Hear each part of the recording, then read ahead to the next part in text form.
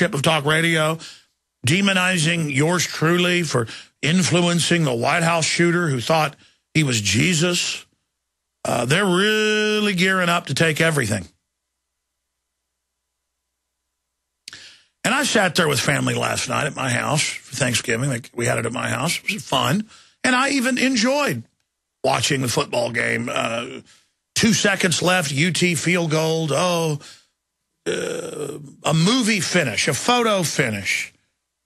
And I sat there and I watched people having a tribal victory of satisfaction that UT had defeated the A&M hordes festooned in their military regalia. But the New World Order was still there. The GMOing of the food was still there. The cancer viruses and the vaccine was still there. And I knew all the archetypes, the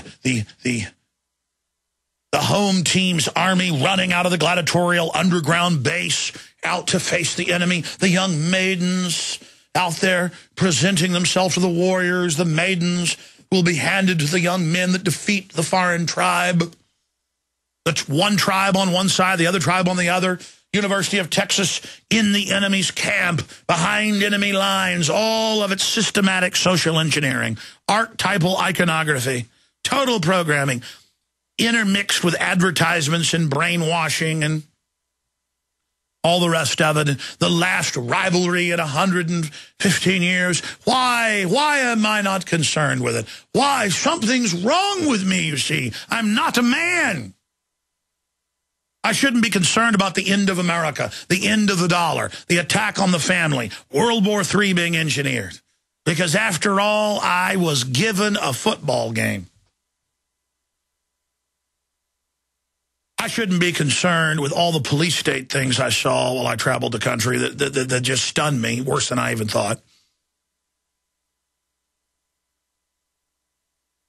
I shouldn't be concerned. MF Global was 400 million, 600 million, 700 million, a billion, 1.2 billion, more than 1.2 billion. Today, Reuters says it's 3 billion of people's private accounts stolen, and you're not getting them back. Ha, ha, ha, ha.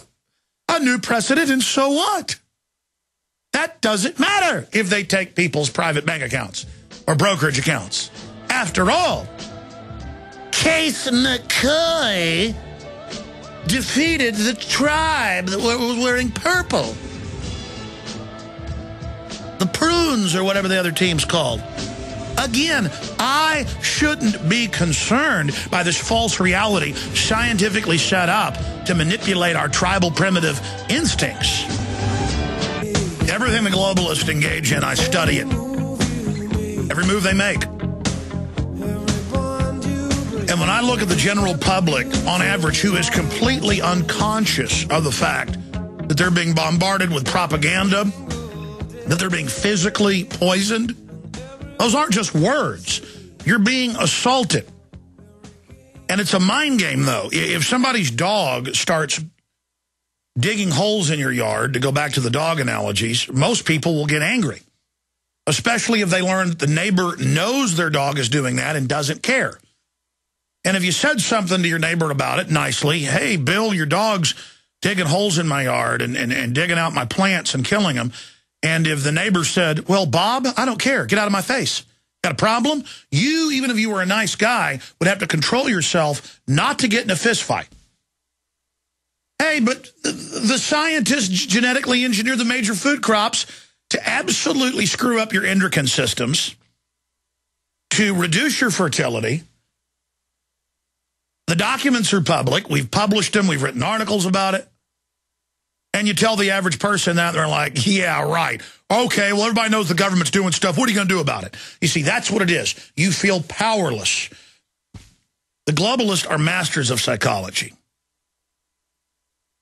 And they have learned how humans tick and how humans operate, cold-bloodedly. And that's what frustrates me, because, yes, it's sophisticated, but when you're aware of it, you still have your instincts. You're still who you are.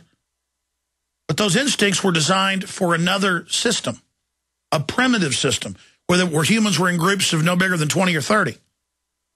And now we're in this false technological system that was designed. Technology was focused for hundreds of years in certain ways to control populations. And now it's been brought to a high science. The problem is you reap what you sow. There is a feedback loop. And as hard as the ruling class social engineers, the human architects, as hard as they try to stay out of their own system, it is blowing back on them so bad. And that's the parable. We see the parable everywhere. Emperor Palpatine, Revenge of the Sith, tries to fry somebody, and it blasts back on him. That's in every major archetype. And that's basically what the elite are doing. And I'm watching humanity mutate and fall apart and become stunted right in front of my eyes. And I talk to the general public, and they're in a trance. Oh, they may even go, yeah, Alex, you're right about the New World Order. Now, will you please stop talking about it? The game is about to begin. The game, I mean, I should be 24/7 climbing up on top of billboards, spray painting messages of liberty. I'm not saying do that, but you know, I should be doing, and you should be doing, bullhorning on street corners, going to city council every week, running for office, clawing at every point you can to get the word out. I mean, I've talked a lot about this, but the fact that now, when Chernobyl happened in '86, for 6 months, they wouldn't let the children in Europe, northern, southern, eastern, you name it, drink the local milk or eat local vegetables. They had to be thrown away because they knew that that was where it was raining down on and then bioaccumulating in it.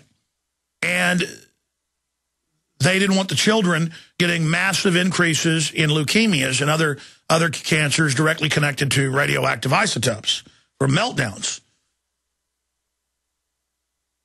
Today, similar, in some cases, higher levels are hitting the United States, much higher levels in Japan. And the same thing in Japan. They're not stopping the milk, the produce. They're just saying, eat it. And here they're just saying, eat it. Okay, levels went up from Connecticut to Colorado to California.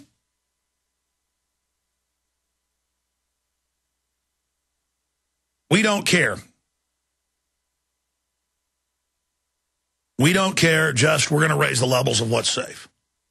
I know I talk a lot about that, but it's a fundamental change. It's like the common sense, life preservation, public safety, life force switch has been flipped off.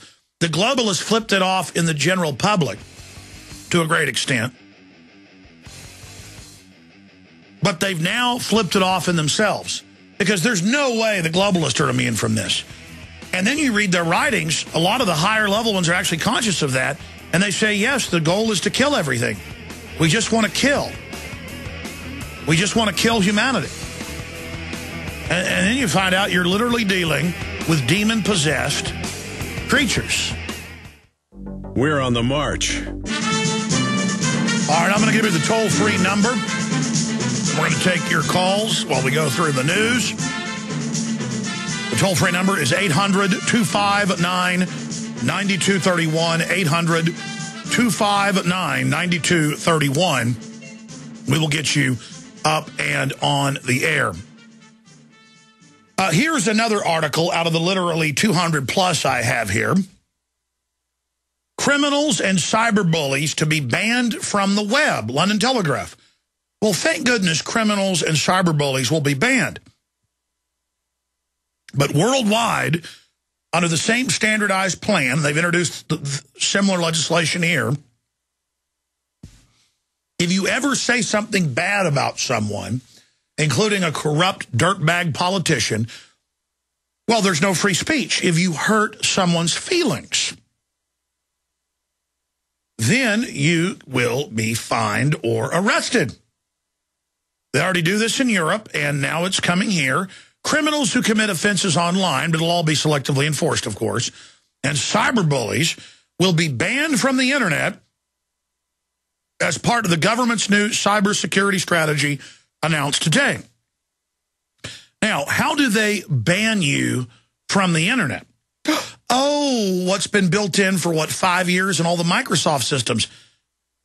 An internet ID. It's just waiting to be implemented. And thumbprinting and digital face scanning to access the web. To authenticate that you're allowed to be online. They also are talking about using voice print. You know about different programs, why if you try to upload some music to YouTube that you don't own, within seconds of it going live, it's already been scanned by the software that recognizes it and knows what song it is. It's voice print. And now they're moving to voice print. And Lieberman's back in the news, calling for censorship of the internet. It calls for police and courts to make more use of existing cyber sanctions to restrict access to social networks and instant messaging services in case of hacking, fraud, and online bullying. Sex offenders and those convicted of harassment and other antisocial behavior also face more internet restrictions under the new strategy. The new strategy, yes. Oh, but here's another article out of the same Telegraph. Sex offenders, including pedophiles, should be allowed to adopt. That's right, and it says that the government is being advised in the new vetting scheme that, well, let pedophiles adopt children. Let sex offenders be teachers. Come on, they've got rights too. That's right, and you're a bigot. You're a bigot if you don't like Jerry Sandusky. If you listen to that interview he did, he's like, the reporter asked him, he says, well, are you attracted to children? He's like, well, I don't know. In fact, we should play that later, Jared. I meant to play that last week and never did. We ought to cue up that creep. And, of course, the reporter who 6 months ago forced all this out in the paper locally is saying, oh, yeah, this goes into children being brought through this system, through the second mile and other systems, to donors. Of course. Who else but this type of garbage would come up with this? Who else but these people? The system is run by very sick freaks at the top. And then they've got a whole army of mercenaries and compartmentalized phony tough who only want power. And you know what? The God of this world is going to give it to them. Especially when those of us that love good and recognize good stand down and do nothing. I talked about it while I was out of town. The corrupt system is opening the gates of hell.